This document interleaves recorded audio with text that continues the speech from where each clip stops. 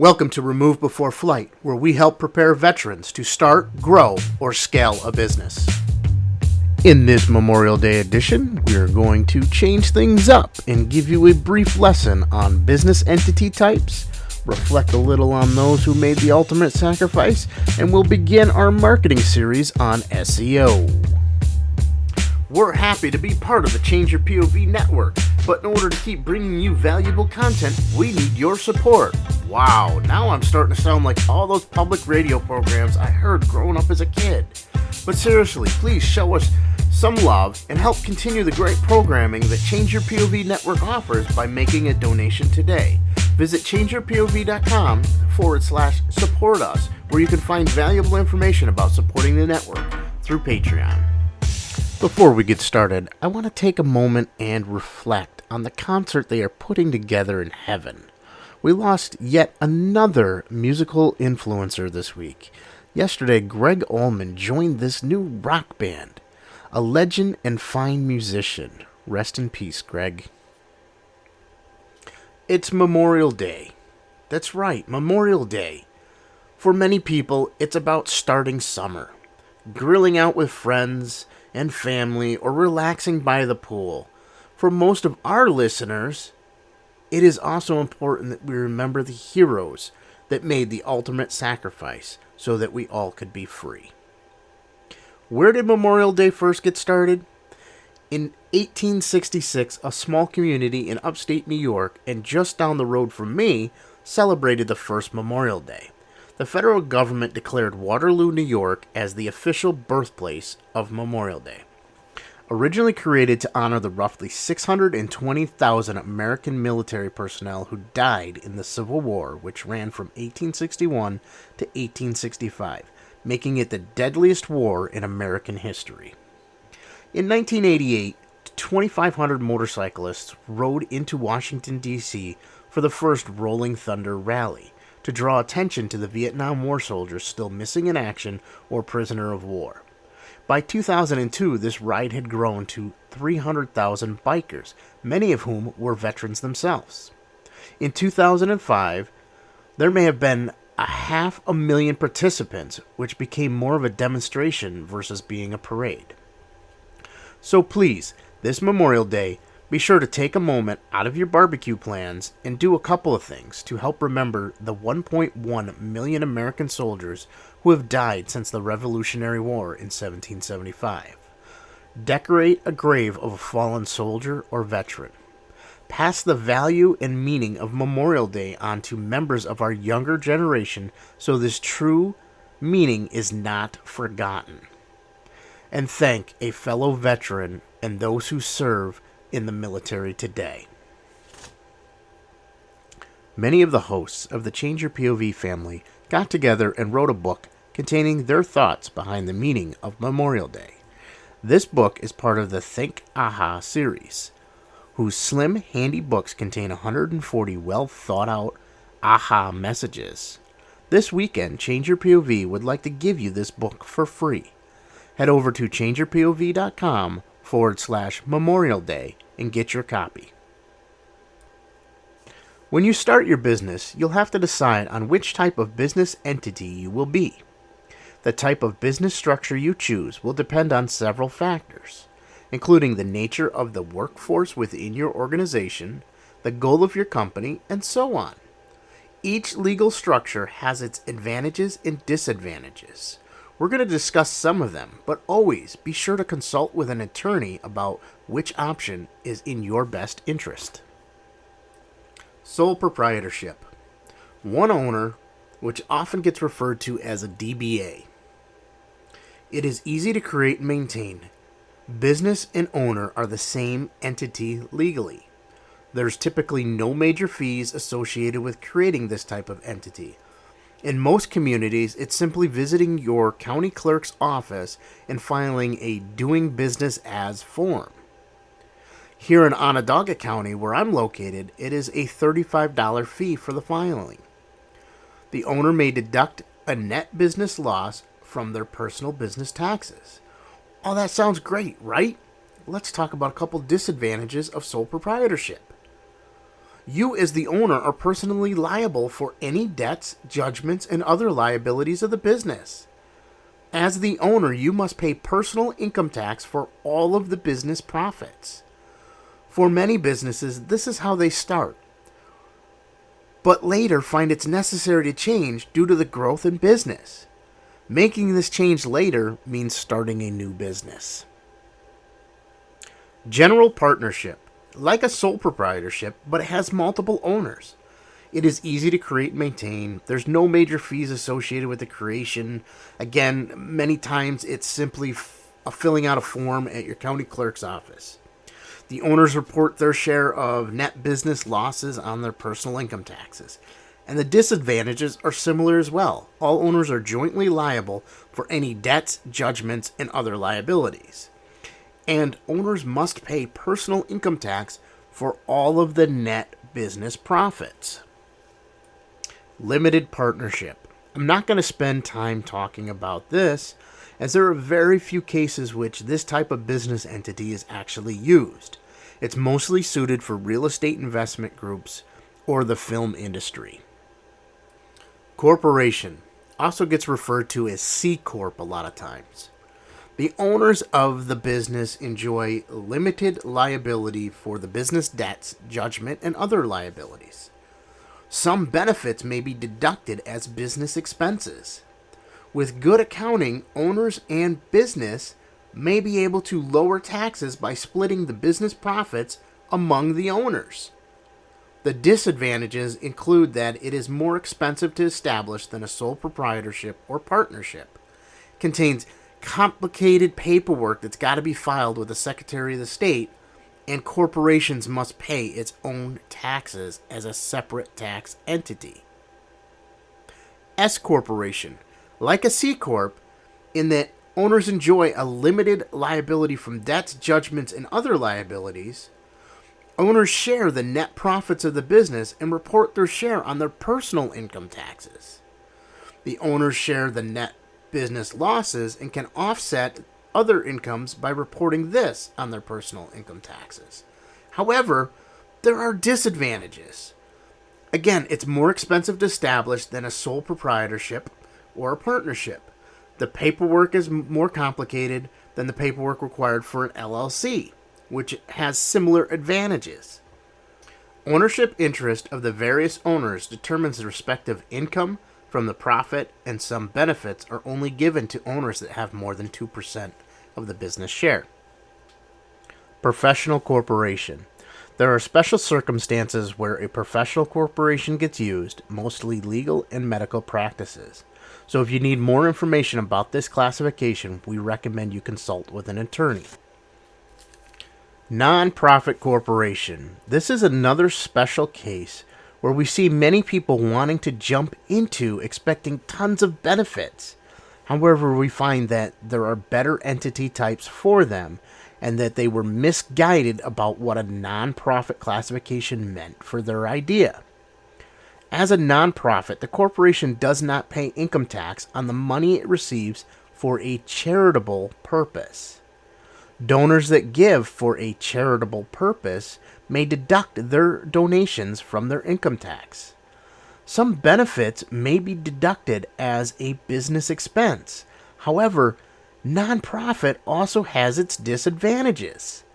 The full tax benefits and advantages can only be utilized by businesses that have been incorporated for a charitable, educational, scientific, religious, or literary purpose. Many who wish to be a nonprofit find they do not fall into all of these requirements and are better off being a different entity type. It is always best to consult with an attorney to find which is the best option for your business. Another disadvantage is if property is transferred to a nonprofit corporation, the property must stay with the corporation. Even if the corporation ends, the property must go to another nonprofit. Limited liability company. Yes, you heard me correct. Company. Many people assume that the C in an LLC is corporation, and it's not. This is my usual go-to, and in most cases with the S-Corp tax classification attached to it, so that the owners may be on the payroll. Advantages include owners enjoy limited liability from the business debts, judgments, and other liabilities, even if the owners engage in significant control of the business. The business profit and losses can be allocated to the owners among different lines than the ownership interest. For example, a 10% owner may be allocated 30% of the business profits. Owners can choose how the LLC will be taxed, either as a partnership or a corporation. Establishing an LLC can be more expensive than a sole proprietorship or partnership. The process is not overly complicated. Your attorney can do it for you, or in many states, you can do it yourself. For example, here in New York State, you can file your LLC online. It takes only a few minutes of time to fill out the forms. Pay the filing fees of $210. I typically get the certified copy of receipt of filing, as many places like banks want to see it. After that, you have the requirement to run an ad in a couple newspapers, typically one daily and one weekly in your area. The cost of this depends on where you're located and the newspaper advertising. For me, I typically saw about a couple $100 in additional expenses for those ads. There are 2 additional LLC classifications, both of which are not typical, so I'm not going to go into great detail on them. First, we have Professional Limited Liability Company. Same advantages as an LLC, but is typically for state-licensed professionals. A big disadvantage is that all members must belong to the same profession. There's also Limited Liability Partnership. This is common in business entities associated with things like law, medicine, and accounting. Partners are not responsible for the malpractice of other partners. Each partner takes their share of loss or gains on their personal income taxes. The disadvantages include partners remain personally liable for obligations to business creditors, landlords, and lenders. Not every state allows limited liability partnerships. Those that do often limit it to only select professions. Just remember, the operation of your company will be formed largely by the type of business entity you choose, and that choice depends on a number of factors.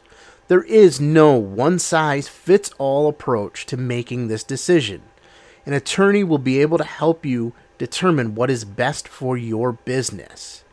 For the best option, discuss with your accountant the tax advantages and disadvantages associated with each entity as well.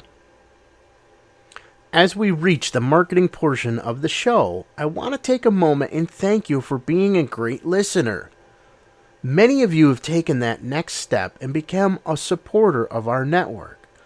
We appreciate this. As we bring on additional programming for you to enjoy, there are costs associated with it.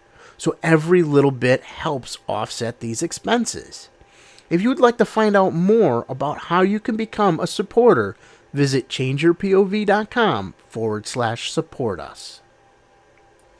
This week's marketing tip is brought to you by Pink Tie Technology Group. Are you in need of a website?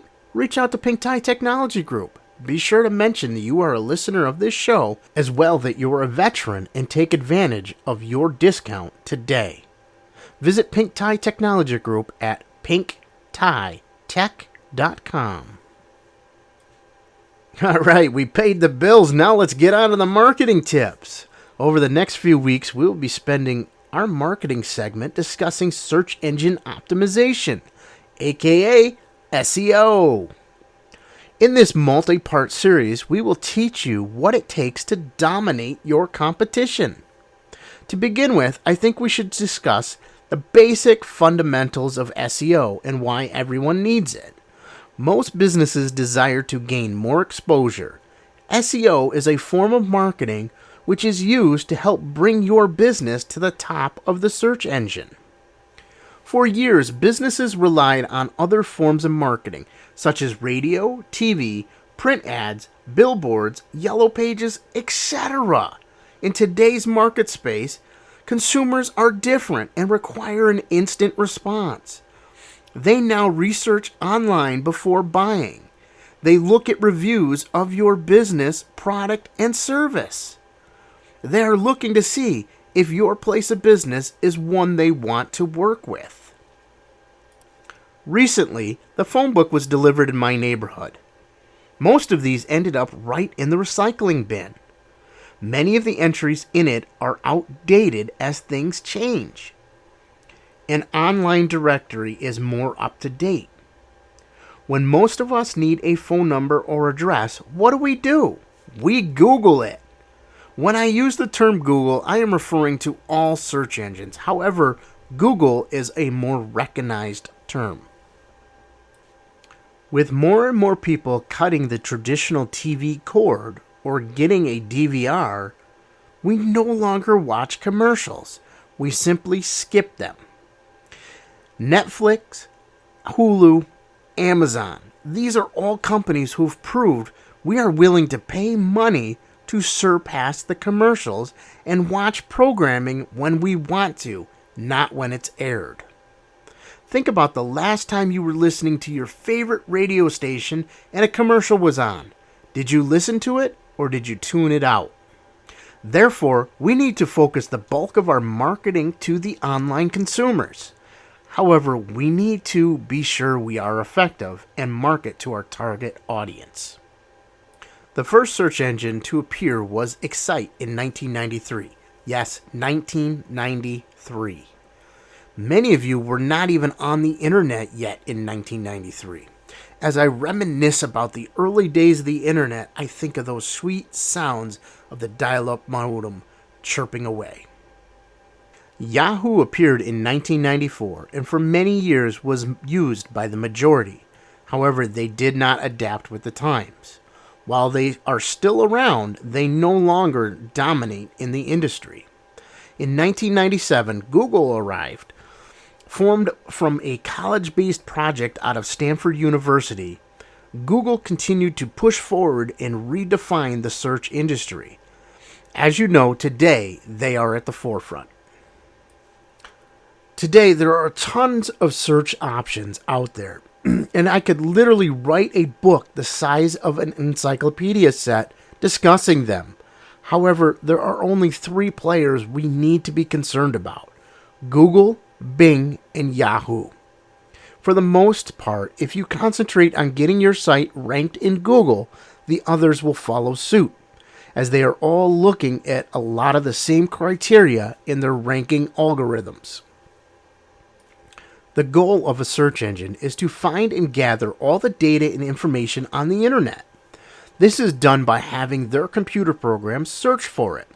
These programs get called spiders, crawlers, robots, or bots for short. They basically look at each page and systematically categorize it. They store key pieces in their database and then rank it based on factors which make up their algorithm. Wait, what? I'm sure you're saying to yourself at this point, whoa, Kevin, what? I'm lost. I'm confused. I don't get it. I'm not understanding it. No worries. By the time we are done with this series on SEO, you'll have a much better understanding. So why SEO? In the 90s and into the 2000s, people found that if they did certain things to their website, it would cause them to appear first in the search engines, and thus they used it for financial gains. Many of them making some serious money off of some of the same scammy type products you used to see late night on television. Many times they were just that, scams. So the search engines found these loopholes and cheats that people were misusing and closed them, thus giving a more true response when searching. Over the years, this cycle has continued as places like Google learned the black hat techniques people are using to falsely get their sites to rank high. They've instituted updates and patches which fix the algorithm. In some cases, they actually penalize websites which are using these techniques by either banning them completely or ranking them to the bottom of the list. A common joke in this industry is, where do you hide a dead body? Well, on page 3 of Google, of course, because nobody is looking that far when searching. Most people, if they don't find it on the first page, they adjust their search criteria. Or occasionally they'll go into the second page, but they never go to the third page. Wow, so now your head is spinning with all of this content thrown at you this week. Let me summarize it. SEO is the way to market your website to the search engines in order for you to get your website listed towards the top of the search results for your keywords. Don't worry, next week we'll go more in depth into keywords, goals, competition as we continue this SEO series. Be sure to follow us each week as we'll provide more details about SEO, how you can perform it, and why you need it. And as always, if you have any questions, please feel free to reach out to me and ask them. Either visit the show notes page, changeyourpov.com/RBF004, and leave a comment, or find us on Facebook. Look for me personally, Kevin Fairbanks. Look for the Change Your POV podcast network. Look for Remove Before Flight. Ask away. That's what I'm here for. I'm here for you and to help you start, grow, or scale your business. All right, everybody, it's time to wrap up this show and get out of here. Life is short. Don't just dream, do. We will see you next week on Remove Before Flight. Thank you for listening.